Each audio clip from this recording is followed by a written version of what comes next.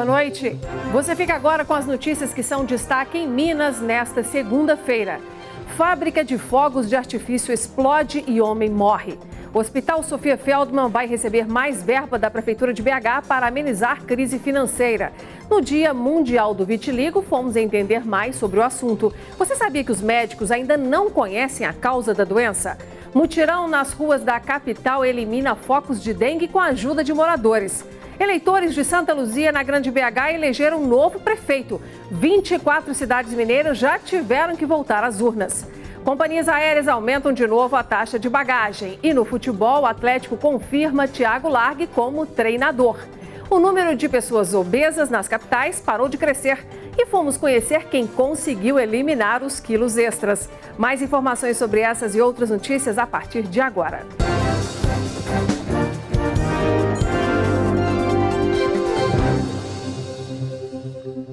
A Prefeitura de BH vai repassar mais 6 milhões de reais por ano ao Hospital Sofia Feldman para ajudar a diminuir o déficit mensal. A verba será somada aos mais de 50 milhões de reais que o Executivo repassa anualmente à instituição e, segundo a direção do hospital, o dinheiro vai colocar os salários em dia. O secretário de Saúde do município e representantes do Hospital Sofia Feldman assinaram a pactuação na sede da Prefeitura. Este ato autoriza o município a disponibilizar cerca de R$500 mil a mais por mês para o hospital. Com essa assinatura são viabilizados, então, mais 6 milhões de reais a ano, né? 500 mil por mês. Neles são assumidos compromissos de ordem assistencial, gerencial, de qualidade, em conformidade com a Política Nacional de Atenção Hospitalar. O dinheiro vai se somar aos mais de 50 milhões de reais que a Prefeitura já repassa anualmente para a instituição. Foram realizados quase 5 mil partos na cidade, pelas quais a cidade não recebeu a remuneração devida. Atualmente, o caixa do Hospital Sofia Feldman vem fechando no vermelho. São cerca de R$1,5 milhão de reais negativos a cada mês. Agora, o dinheiro repassado pela Prefeitura da capital vai amenizar em 1/3 o valor desse rombo. Principalmente é o pagamento de pessoal, né? Nós estamos atrasados ainda com o nível universitário, com o 13º, né? Isso tudo vai entrando e a gente vai... Já é uma satisfação maior dos funcionários que estão com esse débito, né, na mão. O Hospital Sofia Feldman é hoje uma referência em humanização no Brasil. A instituição realiza quase 1.000 partos por mês, atendendo, além da capital, outros 300 municípios mineiros. É um dinheiro que o povo de Belo Horizonte está passando para o Hospital Sofia Feldman, que atende 62% do interior. E isso é papel da capital. Um homem morreu por causa de uma explosão em uma fábrica de foguetes em Santo Antônio do Monte, no centro-oeste de Minas, na tarde de hoje. Outras pessoas ficaram feridas durante a explosão, mas as autoridades não deram detalhes. O Sindicato das Indústrias de Explosivos do Estado de Minas Gerais informou que a fábrica Artesanato de Fogos São Miguel Limitada não é sindicalizada. Nossa produção também não conseguiu encontrar os responsáveis pela empresa. Chega a quase 22.500 o número de casos prováveis de dengue em Minas. Só aqui na capital neste ano já houve 234 confirmações. Um mutirão de limpeza foi realizado hoje na região nordeste da capital para reduzir possíveis focos do mosquito transmissor da doença. Logo pela manhã, o caminhão das zoonoses estava pelas ruas da região nordeste de BH. Onde havia entulho, os agentes faziam o recolhimento. Foi feita a divulgação na quarta e na quinta-feira. Os moradores, então, têm esse período e o período do final de semana para retirar todos os inservíveis, tudo que possa acumular água ou esteja causando um transtorno na residência de acúmulo de material desnecessário. E aí vem a etapa na segunda-feira, que é o recolhimento desses materiais pela SLU. Gente como o seu Luiz, que fez questão de deixar o carrinho de mão virado para baixo para não acumular água. E dona Ederlane, que descartou mais de 300 garrafas para evitar a proliferação do Aedes aegypti. Elas ficavam debaixo do telhado ali, só que quebrou tudo, tá vendo? Aí começou a acumular água. Segundo a Secretaria de Estado de Saúde, no ano passado 18 pessoas morreram por conta da dengue em Minas Gerais. Em 2018, até o momento, 3 óbitos foram confirmados. Chikungunya e Zika vírus são outras doenças transmitidas pelo mosquito Aedes aegypti e que também preocupam constantemente a população. Belo Horizonte tem 8 casos confirmados de chikungunya e 2 de Zika vírus em 2018. De dengue, são 234 casos confirmados e 657 sob investigação na capital mineira. De acordo com a gerência das zoonoses Nordeste, números elevados. Nós temos 3.428 casos notificados. A partir desse número, nós temos 234 casos confirmados de dengue e 657 em investigação ainda. 3 criminosos fizeram uma família refém em Divinópolis, no centro-oeste de Minas, e chegaram a trocar tiros com a polícia. Nós vamos agora para a nossa redação, onde está a repórter Luciana Viana, que tem os detalhes. Luciana, conta pra gente o que aconteceu. Boa noite. Boa noite, Nácia. Boa noite a todos. A vítima, ela foi abordada por esses 3 assaltantes quando entrava em casa com o carro na garagem. Então, outros 3 familiares que estavam dentro da residência também foram rendidos. Desconfiados com a situação e alguns gritos que ouviram, vizinhos acionaram a polícia militar, que foi até o local, arrombou o portão, houve troca de tiros. Um dos assaltantes, de 27 anos, morreu no local, um menor de 16 foi apreendido e um outro de 19 foi detido. Apesar do susto, nenhum dos familiares ficou ferido, nem os policiais, mas um cãozinho da família, um Yorkshire, foi baleado por um dos bandidos e morreu. Inácia, a arma usada foi apreendida. Quer dizer, a boa vizinhança salvando uma família, né? Exatamente. Pena pelo cachorro. Sim. Obrigada, viu, Luciana? Bom, e confira outras notícias que chamaram a atenção no final de semana e também nesta segunda-feira. 3 pessoas ficaram feridas na capotagem deste carro na manhã de hoje, na BR-040 em Nova Lima, Grande BH. As vítimas foram encaminhadas para o pronto-socorro João 23. Segundo a concessionária que administra a rodovia, foram registrados 5 quilômetros de congestionamento. O motorista deste carro e mais 2 passageiras ficaram feridos após o veículo invadir uma praça e bater no banco de concreto. O acidente ocorreu na madrugada desta segunda-feira, na cidade de Montes Claros, norte de Minas. Um motociclista que trabalhava com entrega de gás morreu após ser atingido no pescoço por linha chilena em Contagem, na Grande BH. Neste ano, até maio, foram registrados 10 casos no pronto-socorro João 23. Um carro ficou pendurado em barranco e por pouco não atingiu o telhado de uma casa na região noroeste da capital. Segundo os bombeiros, o motorista de 65 anos perdeu o controle da direção. O socorro precisou ser feito por cordas. No final de semana, 2 pessoas foram presas na capital por ter 43 mudas de maconha em casa após uma denúncia anônima. Segundo a PM, no local havia estrutura semelhante a um laboratório. A Polícia Federal prendeu em flagrante no último sábado no Aeroporto Internacional de BH um homem com 5 quilos de pasta base de cocaína na mala. O passageiro havia saído de Rondônia com destino ao Pará. A pena pode chegar a 15 anos de prisão. Uma cobra cascavel foi capturada na garagem de uma casa ontem em Sabará, na Grande BH. O réptil foi encaminhado para a Fundação Ezequiel Dias.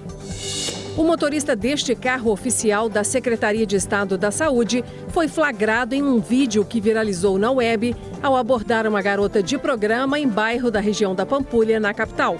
O governo de Minas informou que o servidor é concursado, que medidas cabíveis serão tomadas, mas não deu detalhes.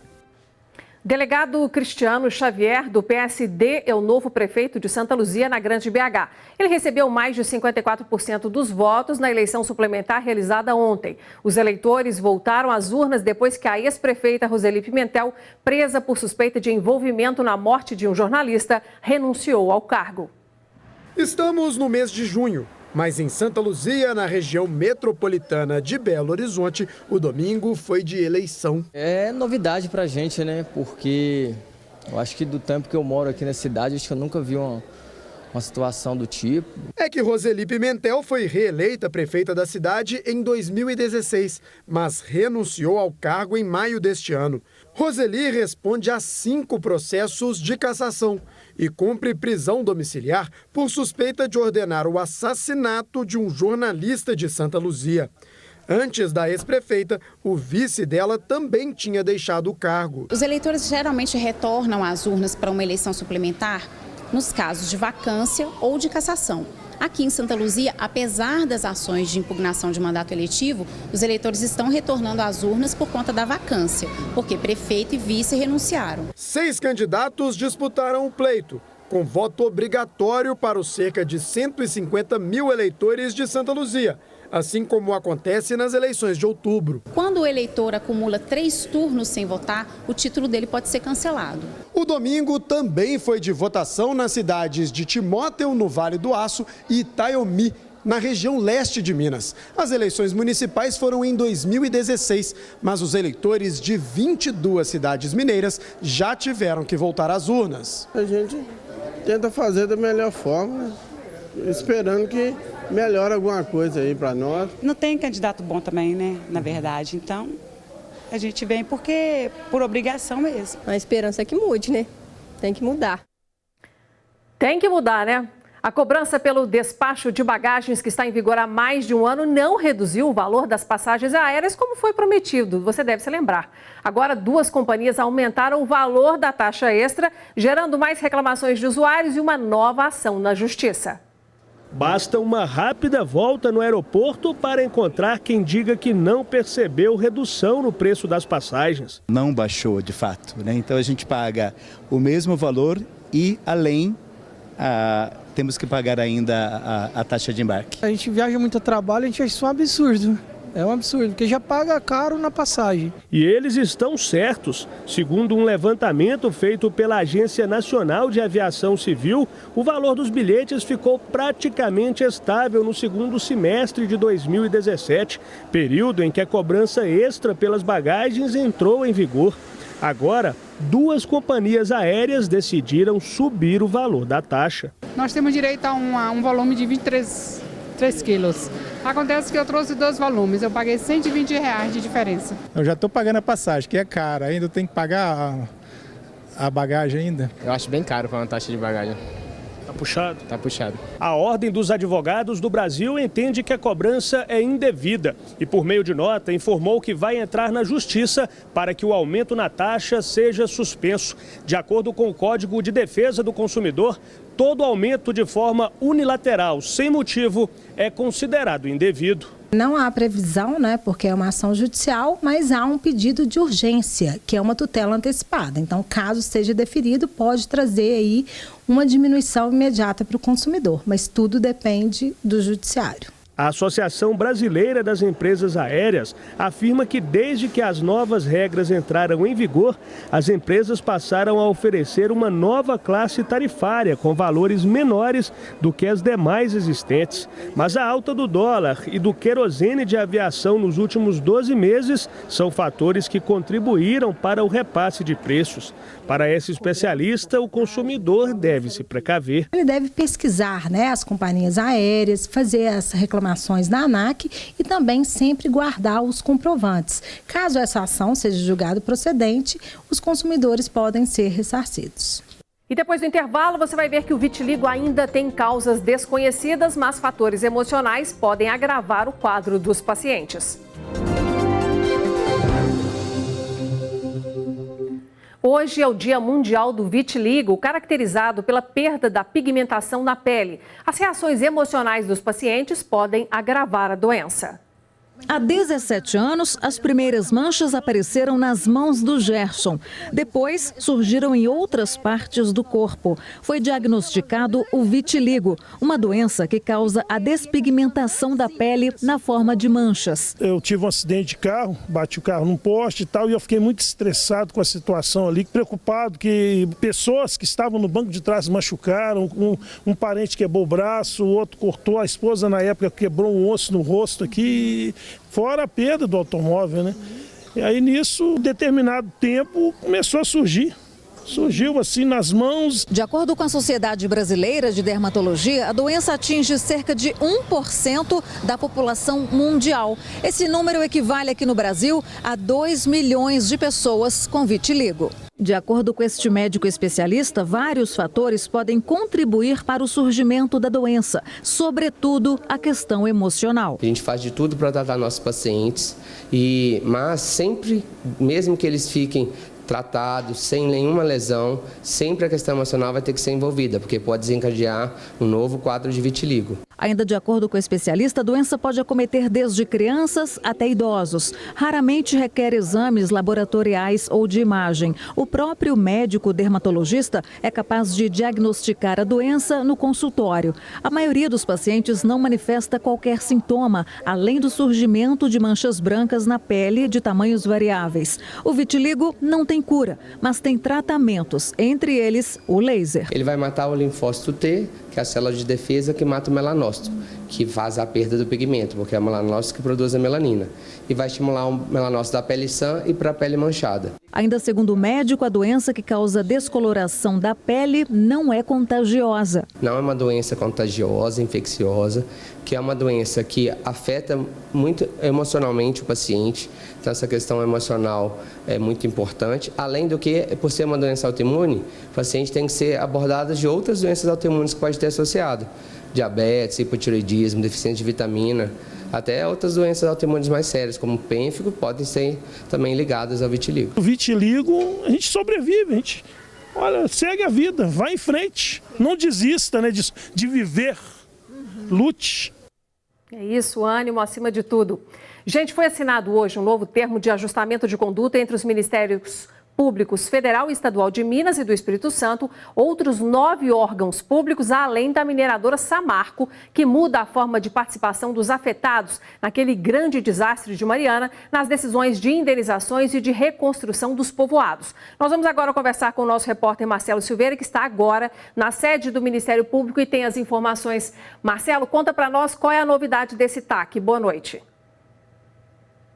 Pois é, Inácio, uma boa noite para você, a todos que nos acompanham. Esse documento, na verdade, muda toda a governança dos trabalhos realizados até aqui. Ou seja, como você disse, os atingidos por esse rompimento da Samarco terão mais voz a partir de agora, o que já deveria ter sido feito desde 2015, o Ministério Público mesmo reconhece, está sendo feito agora. Para a gente ter uma ideia, de Mariana, seguindo pelo leito do Rio Doce até o litoral capixaba, serão criadas 19 comissões de atingidos pelo rompimento da barragem. Esses atingidos serão ouvidos por 6 câmaras regionais que agruparão essas comissões e que levarão todos os anseios, críticas e elogios também para a Fundação Renova, aquela fundação que foi criada pelas empresas para poder fazer toda a recuperação social e ambiental. Tudo também vai ser, a partir de agora, fiscalizado com mais intensidade. As empresas é que vão bancar tudo isso, viu, Inácia? Como disse um dos participantes aqui da assinatura desse termo, o que era decidido lá em cima e passado para os atingidos,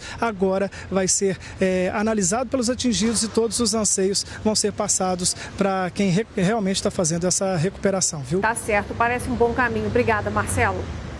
Bom, e a partir para a vingança, gente, quando se é ofendido ou prejudicado por alguém, não é a melhor decisão, garante o professor de física mais famoso do Brasil, Edir de Pachecão.